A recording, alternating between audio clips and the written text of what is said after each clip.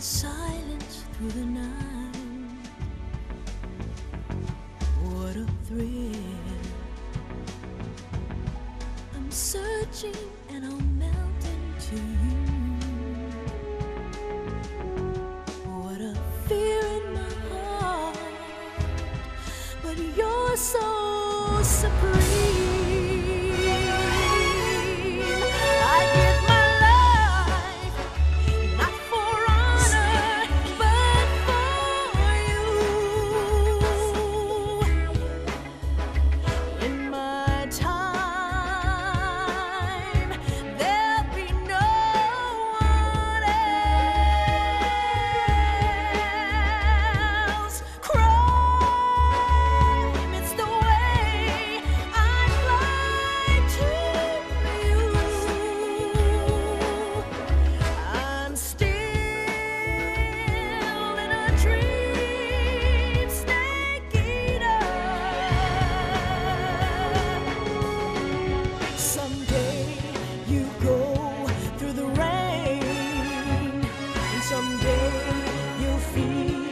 A tree frog, it's ordeal, the trial to survive. For the day we see new light, I give my life, not for honor, but for you. In my time,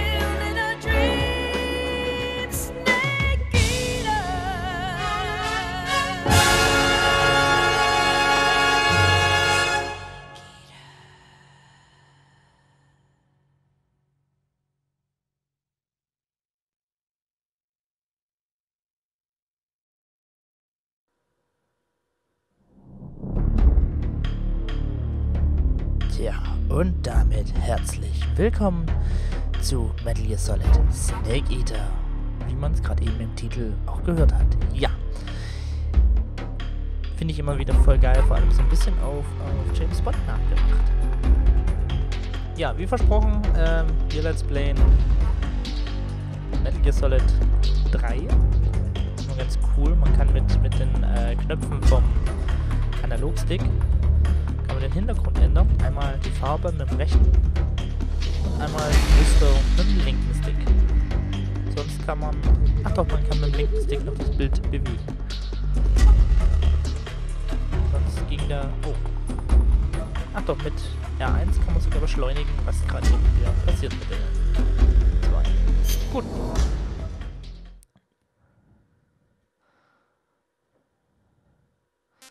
Ja, wir machen ein neues Spiel. Wir könnten sogar hier die ganz alten Metal Gear Spiele spielen, wenn wir sagen wollten, nee, die machen wir, aber muss nicht sein. Deswegen machen wir es auch nicht. Vielleicht, mal schauen.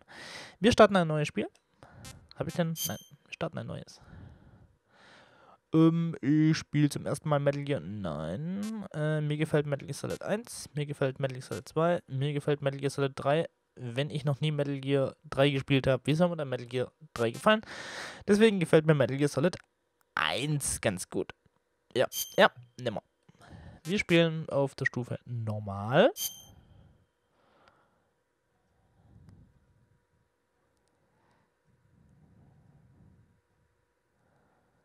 After the end of World War II, the world was split into two, East and West. This marked the beginning of the era called the Cold War.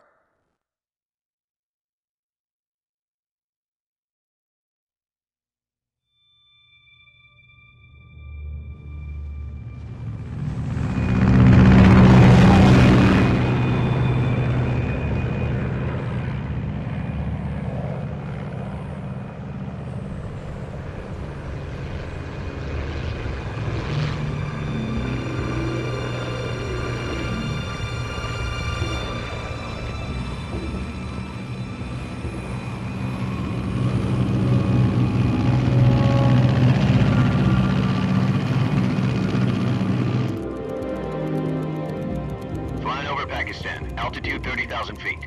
Approaching Soviet airspace. 20 minutes to drop off. Commencing internal depressurization. Equipment check.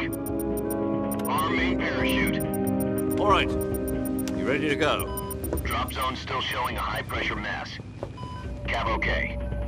Good. We've got high visibility.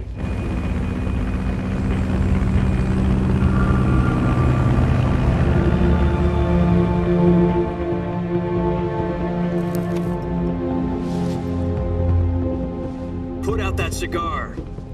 Connecting oxygen hose to interior connector. Put on your mask.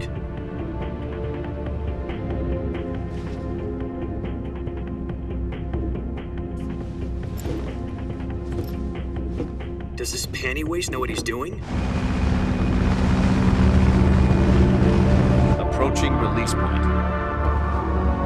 10 minutes to drop off. Hey, are you deaf? He said put out the cigar and put on your mask.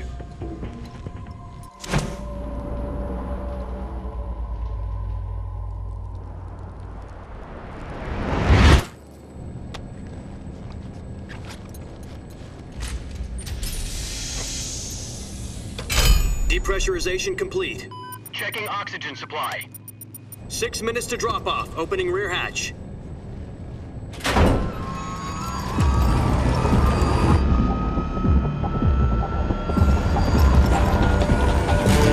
Sunrise.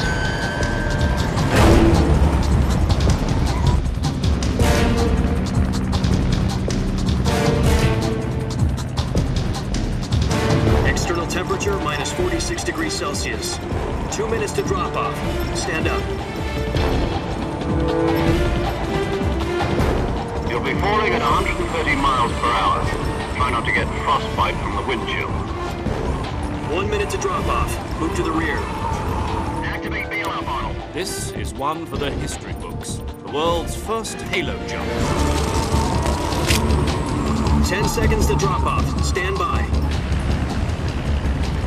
Status okay. All green. Prepare for drop-off. Countdown. 5, 4, 3, 2, 1. Spread your wings And fly. God be with you.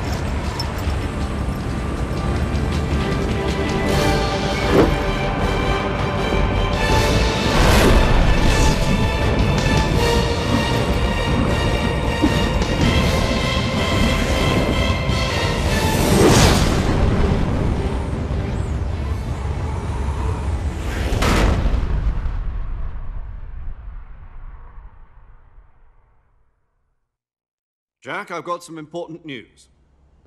The head of the CIA has finally given us the green light for the virtuous mission. Virtual mission? No, the virtuous mission. The future of our Fox unit depends on it. If it succeeds, we'll be officially organized into a unit. Virtuous mission? Sounds like some kind of initiation ritual. You know, don't get cocky. This isn't a training op. Right. So what exactly is this wonderful mission?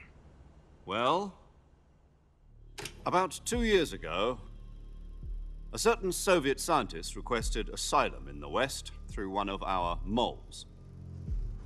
His name is Nikolai Stepanovich Sokolov. He's head of the OKB 754 Design Bureau, one of the Soviets' top-secret weapon research facilities, and the East's foremost expert on weapons development. Sokolov? Isn't he that famous rocket scientist? The very same. On April the 12th, 1961, the Soviets achieved the first manned spaceflight in history. The Earth was blue, but there was no God. Well spoken. The rocket that carried Yuri Gagarin into orbit was the A-1, known as the Vostok rocket. Sokolov is said to be the man most responsible for the multi-engine cluster used in that rocket. After Gagarin's flight, Sokolov left rocket development to become the head of the newly established Design Bureau. From a lowly technician to head of a design bureau, that's quite a success story, so why do you want to defect? It seems he'd become afraid of his own creations. Afraid? Call it a crisis of conscience. And for that, he left his country and his family behind and went over the fence? Not exactly. One of his conditions was that his family was also to be taken safely to the West. For used a mole to get the family out first and succeeded in sneaking Sokolov over the Berlin Wall shortly afterwards. I was the one who conducted the operation. The security on the eastern side was still full of holes back then. Then what? We got Sokolov over in one piece, but the whole ordeal had left him exhausted, and we checked him into a hospital in West Berlin. It took him 2 weeks and more than 600 miles to get from the research facility in the Soviet Union to Berlin. He was in no condition to say anything coherent. And it was only a week later that we had something much bigger on our hands. The Cuban Missile Crisis. October the 16th, 1962, President Kennedy received word that the Soviets were in the process of deploying intermediate-range ballistic missiles in Cuba. The President demanded that the Soviets dismantle and remove the missiles. At the same time, he announced a naval blockade to prevent further missile shipments from reaching Cuba. But the Soviets didn't back down, instead placing their armed forces on secondary alert. Soviet transport ships carrying missiles continued on course towards Cuba. US and Soviet forces went on alert for an all-out nuclear war. Frantic negotiations were conducted through the UN's Emergency Security Council and unofficial channels to end the hair-trigger standoff. Finally, on October the 28th, the Soviet Union agreed to remove its missiles from Cuba. And so the world avoided a nuclear holocaust. But in order to get the Soviets to pull their missiles out, we had to make a deal. You mean the one where the US agreed to remove its IRBMs from Turkey? No. The Jupiter IRBMs deployed in Turkey were obsolete, and we were going to get rid of them anyway. They had no strategic value whatsoever to either the US or the Russians. The Turkey deal was a ruse, a cover story that was fed to the other intelligence agencies around the world. So what did the Russians really want? Sokolov. They wanted us to return Sokolov. You mean the Soviets pulled out of Cuba just to get their hands on Sokolov? That's right. What the hell was he working on? At the time, we had no idea. We were running out of time. It was either give up Sokolov or risk full-scale nuclear war. In the end, we had no choice. President Kennedy gave in to Khrushchev's demand. The next day, I got Sokolov out of the hospital, handing him over to agents on the eastern side. Sokolov kept on screaming, "Save me," until he disappeared from my sight. Then a month ago, we received some new information from one of our moles. About Sokolov? Yes. He was taken back to the research facility and forced to continue working on the weapon in question under KGB supervision. What's more, it's on the verge of completion. So what kind of weapon is it? Something to do with space rockets? No, missiles. Same technology. I guess you're right. We don't know the details, but it appears to be a new kind of nuclear device.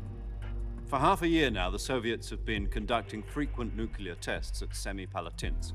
Something to do with the weapon, I assume. We're talking about a secret weapon so big that Khrushchev was ready to pull out of Cuba to get it back. Is Sokolov still in the facility? No. According to our intelligence, he's in Selino-Yarsk, a place in the mountains about 3 miles to the west that's known as the Virgin Cliffs. The Virgin Cliffs. Nice name for a virtuous mission. They moved him there just recently. Why? Apparently, they're conducting a field test of the weapon, but it's our best chance to get him back. This mission would never have been possible if he was still in the research facility. This is our last chance. Sokolov must have known that too when he contacted us.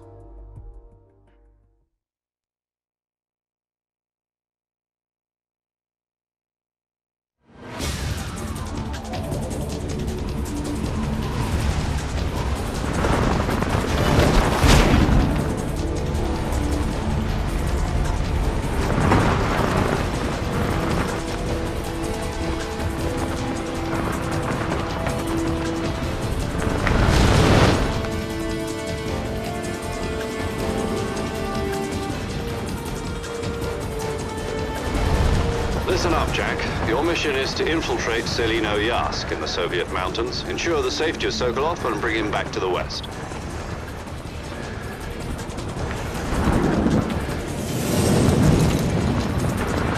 If we don't get Sokolov back before that weapon is complete, we'll be facing a major crisis.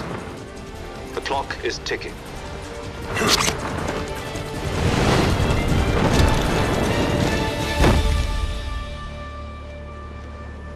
Once we've confirmed the rescue, Sokolov, stand by at the recovery point. A recovery balloon will be dropped at that point. Helium will be pumped into the balloon to inflate it. The process takes about 20 minutes. Once it's complete, the gunship's arm will latch onto the balloon and pull it up. The Fulton surface-to-air recovery system. I'm familiar with the theory. Take it easy. It's been combat-proven. Do you think Sokolov is up to it? The shock will be less than during a parachute jump, and the arm can handle up to 500 pounds. So you're planning on going over the border in a single combat talent? She's equipped with two 6-barrel 20mm Vulcan cannons, as well as two 40mm machine guns. Sounds like she could hold her own against a battalion of tanks. Even with the fuel in the reserve tank, we're facing a 4-hour time limit. If all goes well, it shouldn't take more than a few hours. Home in time for dinner. But if anything goes wrong, you'll be eating dinner, breakfast, and all the rest of your meals in the jungle.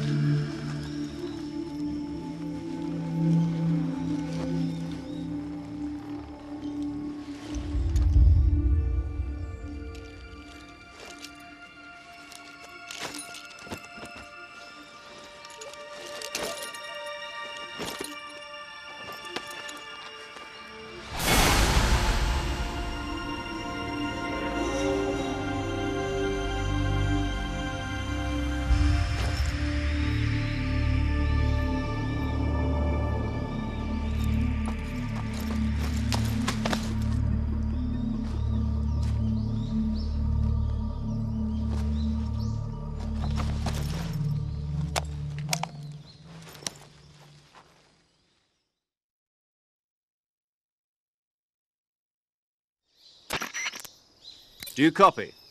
You're already in enemy territory, and somebody might be listening in. From here on out, we'll be using code names to refer to each other. Your code name for this mission will be Naked Snake. I'll be referring to you as Snake from now on. You're not to mention your real name. Snake? Oh, you don't like snakes? What do you mean? You've eaten one before, haven't you? In survival training. I'm glad to hear that. I don't know if I'd ever order one in a restaurant, but... Be careful, you might not have a choice. What about you, Major? What should I call you? Let's see. I'll be Tom. Call me Major Tom. This will be a sneaking mission. You must not be seen by the enemy. You must leave no trace of your presence. Is that clear? This kind of infiltration is the Fox unit's speciality. In other words, weapons and equipment are procured on site. That goes for food as well. You're completely naked, just as your name implies. Great. Now I see why you asked me if I like snakes. I suppose calling me Snake was your idea of a joke, too. No. There's a good reason for that. I'll tell you later when the time is right. Gotcha. Getting back to the subject, how exactly am I supposed to feed myself? You've been issued a knife and a tranquilizer gun. Use them to hunt for food. You'll also find some medical supplies in your backpack. Yeah, about the backpack. I lost it in a tree on the way down. I see. Well, you'd better go back and get it then. You know where it is? No problem. I can see it from here. It's stuck on a branch. To climb a tree, stand in front of a tree that's covered in ivy and press the action button. I'll be monitoring your progress over the radio. We can't risk violating Soviet airspace, but I'll be in the gunship. My frequency is 140.85. I'll give you a call if I need to talk to you. If you need to talk to me, use the send function. Okay, Snake, go get your backpack.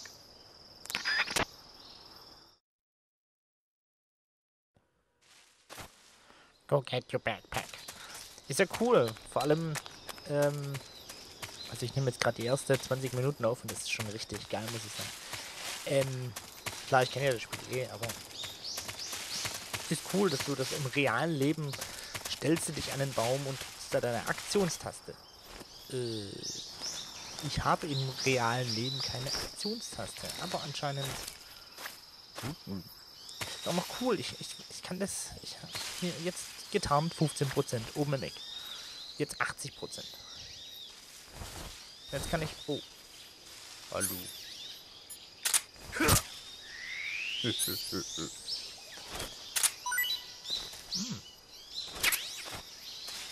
Eine R. Schlange. Kann ich die nochmal nachgucken? Nahrung. Lecker. Isst man ja auch. Oh, Schokolade hat er auch dabei.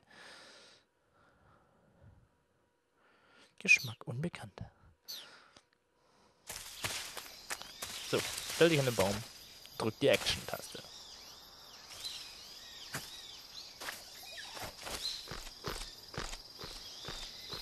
Action-Taste ist in dem Fall Dreieck. Und wir haben unseren Rucksack, unser Backpack.